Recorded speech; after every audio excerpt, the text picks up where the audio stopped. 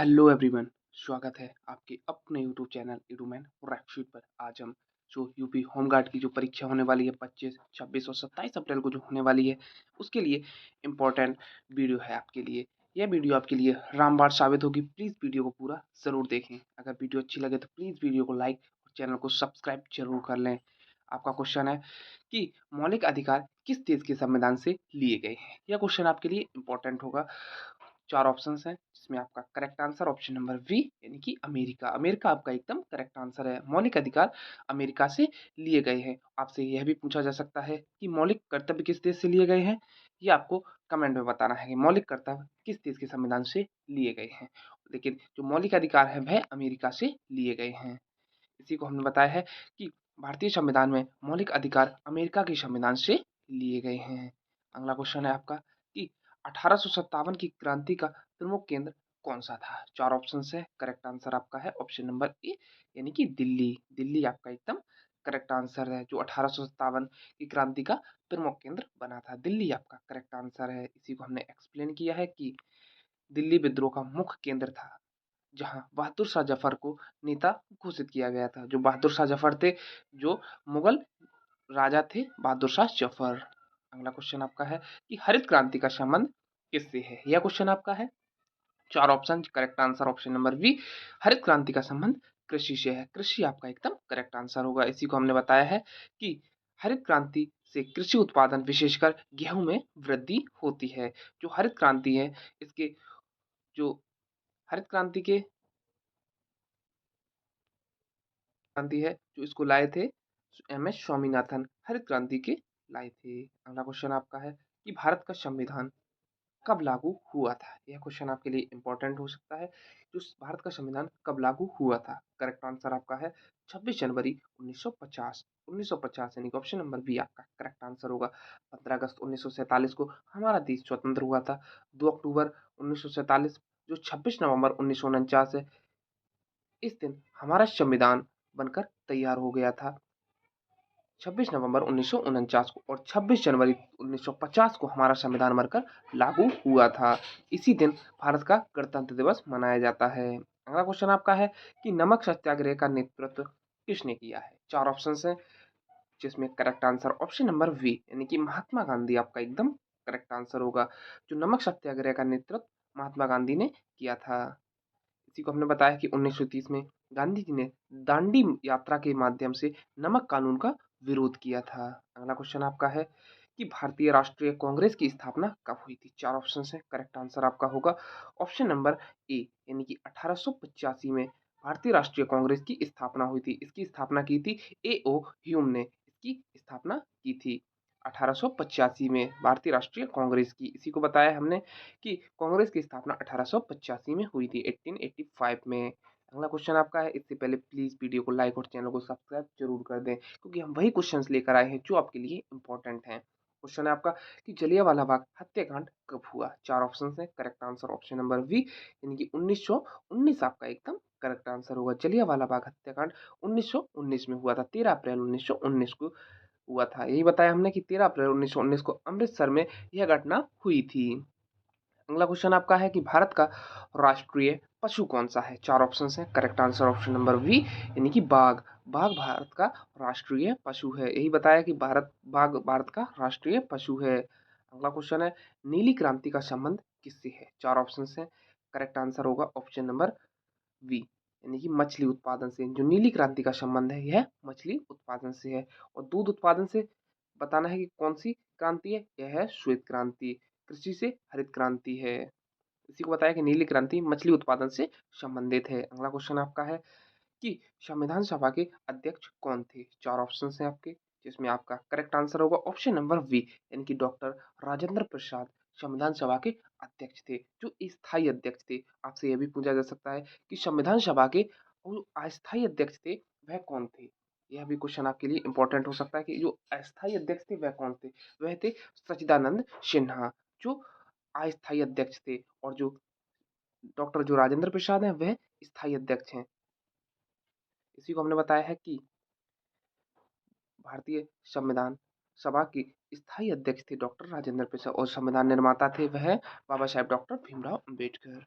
अगला क्वेश्चन आपका है कि असहयोग आंदोलन कब शुरू हुआ? 4 ऑप्शंस हैं, correct answer option number B यानी कि 1920 आपका एकदम करेक्ट आंसर होगा। असहयोग आंदोलन 1920 में शुरू हुआ था। गांधी जी ने 1920 में असहयोग आंदोलन शुरू किया था। अगला क्वेश्चन आपका पूछा है कि साइमन कमीशन भारत कब आया था? यह क्वेश्चन आपके लिए इंपॉर्टेंट हो सकता है कि साइमन कमीशन भारत कब आया था? 4 ऑप्शंस हैं जिसमें correct answer option number B यानी कि 1928 में साइमन कमीशन भारत आया था। ये बताया कि साइमन कमीशन 1928 में भारत आया था। अगला क्वेश्चन आपके है जो इम्पोर्टेंट है कि 42वें संशोधन से प्रस्तावना में क्या जोड़ा गया था? यह क्वेश्चन आपके लिए इम्पोर्टेंट हो सकता है।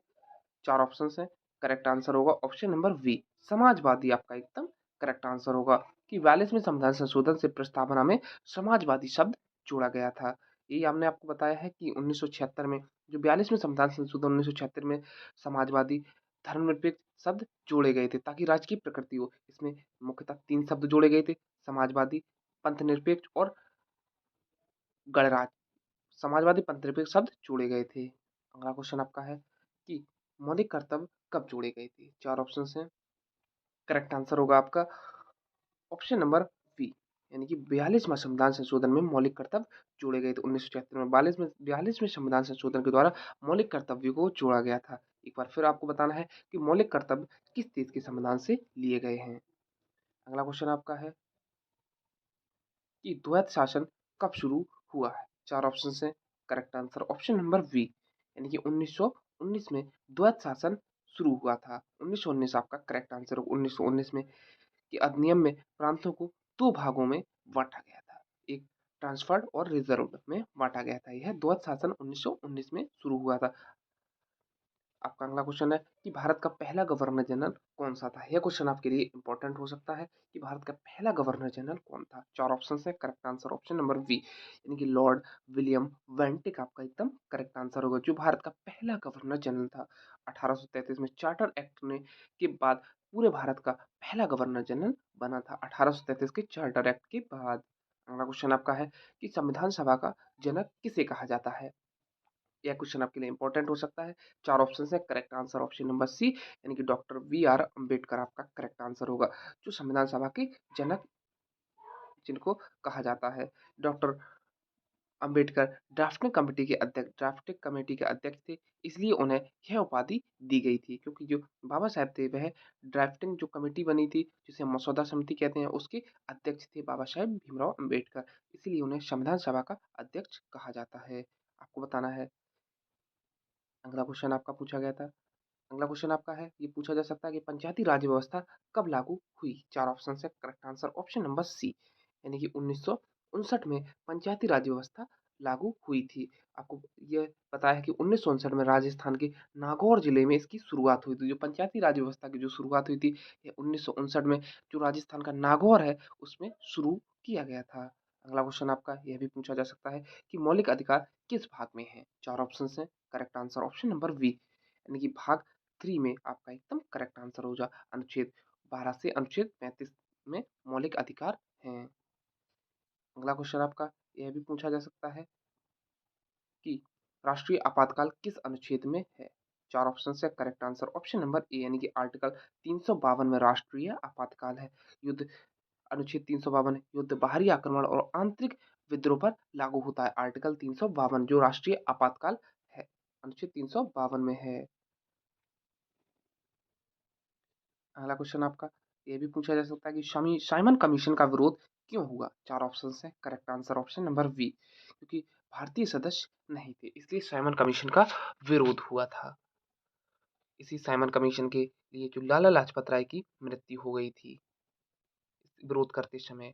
तो ये हमने बताया है कि इसमें एक भी भारतीय नहीं था, इसलिए साइमन गो बैक का आंदोलन शुरू हुआ था। यह नारा दिया गया था साइमन गो बैक।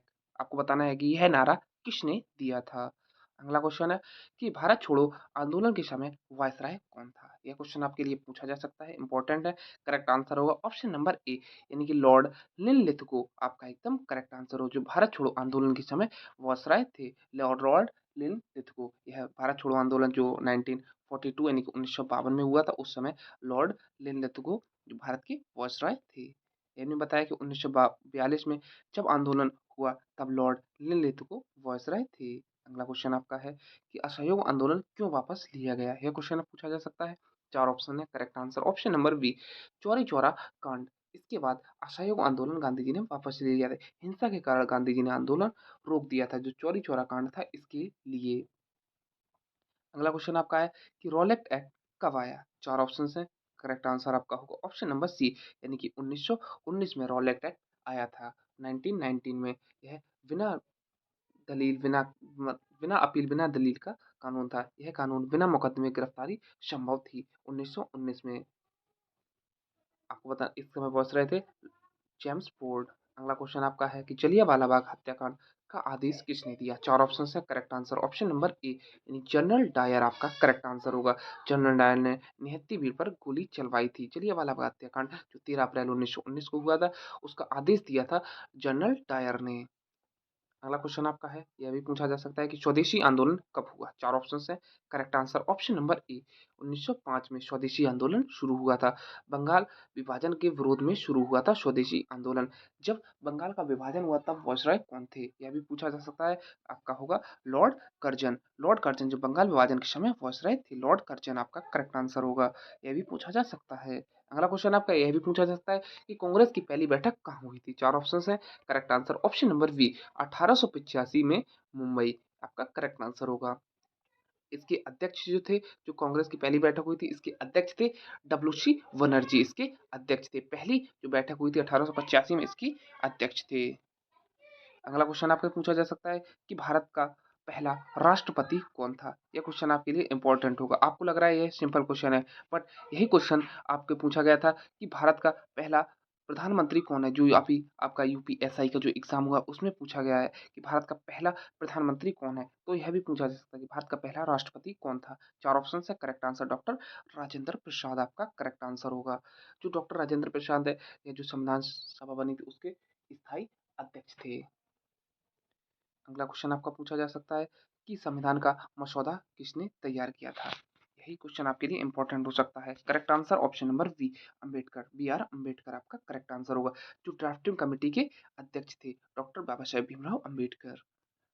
अगला क्वेश्चन आपसे पूछा जा सकता है कि अनुच्छेद 370 किससे जुड़ा था? 4 ऑप्शन है, correct answer option number B, Jammu और कश्मीर से आपका करेक्ट आंसर होगा। अनुच्छेद 370 जुड़ा है। अगला क्वेश्चन आपसे पूछा जा सकता है कि द्वितीय गोलमेज सम्मेलन में महात्मा गांधी ने किसका प्रतिनिधित्व किया था? 4 ऑप्शन है, correct answer option number B, Congress का आपका करेक्ट आंसर होगा। जो द्वितीय गोलमेज सम्मेलन में महात्मा गांधी ने कांग्रेस का प्रतिनिधित्व किया था। ये आपके लिए इंपॉर्टेंट हो सकता है कि गांधी जी कांग्रेस के एकमात्र प्रतिनिधि थे, उन्होंने भारतीय हितों की बात रखी थी। अगला क्वेश्चन आपके लिए इंपॉर्टेंट हो सकता है कि भारत में संघीय प्रणाली किस देश से ली गई है? 4 ऑप्शन है, correct answer option number C, Canada आपका एकदम करेक्ट आंसर होगा। जो भारत ने कनाडा से संघीय ढांचा लिया, जिसमें केंद्र अधिक शक्तिशाली होता है। अगला क्वेश्चन आपका पूछा जा सकता है कि भारतीय संविधान का रक्षक कौन है? 4 ऑप्शन है, आपका करेक्ट आंसर होगा ऑप्शन नंबर सी, सर्वोच्च न्यायालय, सुप्रीम कोर्ट आपका एकदम करेक्ट आंसर होगा। यह संविधान की रक्षा करता है और उसकी व्याख्या करता है। अगला क्वेश्चन है जो आपके लिए इंपॉर्टेंट हो सकता है कि लोकसभा का सामान्य कार्यकाल कितना होता है? यह आपके लिए इंपॉर्टेंट हो सकता है। Correct answer option number B, 5 वर्ष आपका एकदम करेक्ट आंसर होगा। ये सामान्य परिस्थितियों में लोकसभा का कार्यकाल 5 वर्ष का होता है। अगला क्वेश्चन आपका पूछा जा सकता है कि राज्यसभा में सदस्यों का कार्यकाल कितना होता है? Correct answer option number C, 6 वर्ष आपका एकदम करेक्ट आंसर होगा। क्योंकि हर हर 2 साल में 3 1/3 सदस्य सेवानिवृत्त होते हैं। अगला क्वेश्चन आपका है, पूछा जा सकता है कि भारतीय संविधान का सबसे बड़ा स्रोत कौन सा है? 4 ऑप्शन है, correct answer option number B, यानी कि ब्रिटेन आपका एकदम करेक्ट आंसर होगा। संसदीय प्रणाली और कई प्रावधान ब्रिटेन से लिए गए हैं। अगला क्वेश्चन है कि आपातकाल के दौरान मौलिक अधिकारों को कौन निलंबित कर सकता है? 4 ऑप्शन है, correct answer option number A, यानी कि राष्ट्रपति, प्रेसिडेंट आपका एकदम करेक्ट आंसर होगा। आपातकाल में राष्ट्रपति द्वारा मौलिक अधिकार निलंबित किए जा सकते हैं। अगला क्वेश्चन है आपका कि भारत का चुनाव आयोग किस प्रकार की संस्था है? 4 ऑप्शन है, correct answer option number E, B आपका करेक्ट आंसर होगा, यानी कि संवैधानिक आपका करेक्ट आंसर होगा। इसका उल्लेख संविधान के अनुच्छेद 324 में है। अगला क्वेश्चन आपका है कि भारत का सर्वोच्च न्यायालय कहाँ स्थित है? Correct answer option number B, नई दिल्ली, न्यू दिल्ली आपका एकदम करेक्ट आंसर होगा। यह देश की राजधानी भी है। अगला क्वेश्चन आपका है कि भारत के राष्ट्रपति का चुनाव कौन करता है? 4 ऑप्शंस हैं, करेक्ट आंसर होगा ऑप्शन नंबर सी, निर्वाचन मंडल आपका एकदम करेक्ट आंसर होगा। इसमें संसद और राज्य विधानसभाओं के सदस्य शामिल होते हैं। अगला क्वेश्चन आपका है कि भारत के प्रधानमंत्री की नियुक्ति कौन करता है? 4 options, correct answer option number A, राष्ट्रपति आपका एकदम करेक्ट आंसर होगा। राष्ट्रपति बहुमत दल के नेता को प्रधानमंत्री नियुक्त करता है। अगला क्वेश्चन आपका है कि राज्यपाल की नियुक्ति कौन करता है? 4 ऑप्शंस हैं, करेक्ट आंसर होगा ऑप्शन नंबर बी, राष्ट्रपति आपका करेक्ट आंसर होगा। राज्यपाल की नियुक्ति राष्ट्रपति करता है। राज्यपाल की नियुक्ति केंद्र सरकार के सुझाव पर राष्ट्रपति करता है। अगला क्वेश्चन आपका है कि स्वतंत्र भारत का पहला आम चुनाव कब हुआ था? यह क्वेश्चन आपके लिए इंपॉर्टेंट हो सकता है। Correct answer option number B, C sorry 1952 में 1952 में यह भारत का पहला लोकतांत्रिक चुनाव था। 1952 में स्वतंत्र भारत का पहला आम चुनाव 1952 में हुआ था। यह क्वेश्चन आपके लिए बहुत इंपॉर्टेंट है, वीडियो को पूरा जरूर देखें। अगला क्वेश्चन आपका है कि योजना आयोग की स्थापना कब हुई? 4 options, correct answer option number B, 1950 में योजना आयोग की स्थापना हुई थी। यह योजना जो आयोग की स्थापना की गई थी, यह पंडित जवाहरलाल नेहरू के द्वारा की गई थी।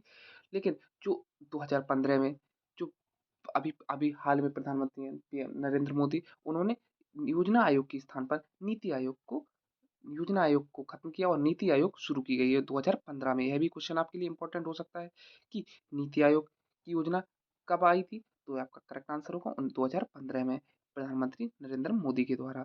ये जो योजना आयोग यह पंडित जवाहरलाल नेहरू के समय आई थी। इसी को हमने बताया कि आर्थिक योजना के लिए यह संस्था बनाई गई थी। अगला क्वेश्चन आपका है, यही पूछा देखो आ गया कि नीति आयोग की स्थापना कब हुई? करेक्ट आंसर होगा ऑप्शन नंबर बी, यानी कि 2015 आपका करेक्ट आंसर होगा। योजना आयोग को हटाकर नीति आयोग बनवाया गया। यही हमने आपको बताया है, यही क्वेश्चन आपका आ गया। ये आपके एग्जाम में भी पूछा जा सकता है। अगला क्वेश्चन आपका है कि भारत के नियंत्रक एवं महालेखा परीक्षक यानी कि जो कैग हैं की नियुक्ति कौन करता है? 4 ऑप्शन है, correct answer option number B, राष्ट्रपति आपका करेक्ट आंसर होगा। जो भारत के नियंत्रक एवं महालेखा परीक्षा जो कैग की नियुक्ति राष्ट्रपति के द्वारा की जाती है। यह देश के वित्तीय लेखा की जांच करता है। अगला क्वेश्चन आपका है कि भारत के राष्ट्रीय ध्वज का डिजाइन किसने तैयार किया? 4 ऑप्शन है, correct answer option number C, Pingali Venkayya आपका करेक्ट आंसर होगा। इन्होंने तिरंगे का डिजाइन तैयार किया था। अगला क्वेश्चन आपका यह भी पूछा जा सकता है कि संविधान दिवस कब मनाया जाता है? 4 ऑप्शन है, करेक्ट आंसर होगा ऑप्शन नंबर सी, यानी कि 26 नवंबर को संविधान दिवस के रूप में मनाया जाता है। 1949 को इसी दिन संविधान अपनाया गया था, जो इसी दिन संविधान बनकर तैयार हुआ था। सॉरी, 26 नवंबर 1949 को हमारा संविधान बनकर तैयार हो गया था और जो 26 जनवरी 1950 को हमारा संविधान लागू हुआ था। अगला क्वेश्चन आपका पूछा गया था, आप पूछा जा सकता है कि भारतीय संविधान को बनने में कितना समय लगा था? यह क्वेश्चन आपके लिए इंपॉर्टेंट हो सकता है। Correct answer option number B, 2 वर्ष 11 माह 18 दिन आपका करेक्ट आंसर होगा। इसी को बताया है कि संविधान सभा में इतने समय में इसे तैयार किया गया था। 2 वर्ष 11 माह 18 दिन में हमारा संविधान बनकर तैयार हो गया। तो संविधान को बनने में कितना खर्च आया था, यह भी पूछा जा सकता है। आपका आंसर होगा 64, लगभग 64 लाख रुपए हमारे संविधान को बनने में, पूरे बनने में खर्च आया था 64 लाख रुपए का। अगला क्वेश्चन आपका जो पूछा जा सकता है, ये आपका लास्ट क्वेश्चन होगा कि भारतीय संविधान में वर्तमान में कुल कितनी अनुसूचियां हैं? Correct answer option number C, C आपका करेक्ट आंसर होगा। भारत के वर्तमान जो संविधान संविधान में है, वर्तमान में कुल 12 अनुसूचियां हैं। संविधान की कुल अनुसूचियां 12 हैं। जो हमारा मूल संविधान, जब हमारा संविधान बनकर तैयार हुआ था तब कुल 8 अनुसूचियां थी, और जो अब वर्तमान में 12 अनुसूचियां हैं। जो हमारी 8वीं अनुसूची बनी थी, पहली जो 8 अनुसूची थी, मूल संविधान में 8 अनुसूची थी, और जो वर्तमान में 12 अनुसूची हैं। लगभग आपके सारे क्वेश्चन कंप्लीट हो चुके हैं, जो हमें जो आपके लिए इम्पोर्टेंट है। जितने क्वेश्चंस मिले हैं उसमें हमने इम्पोर्टेंट क्वेश्चन आपके लिए लेकर आए हैं। प्लीज़ वीडियो देखने के लिए धन्यवाद। अगर ऐसी और वीडियो देखने के लिए प्लीज़ वीडियो को लाइक और चैनल को सब्सक्राइब जरूर कर लें। अगर आपको वीडियो अच्छी लगे तो कमेंट में ज़रूर बताएं। Thank you.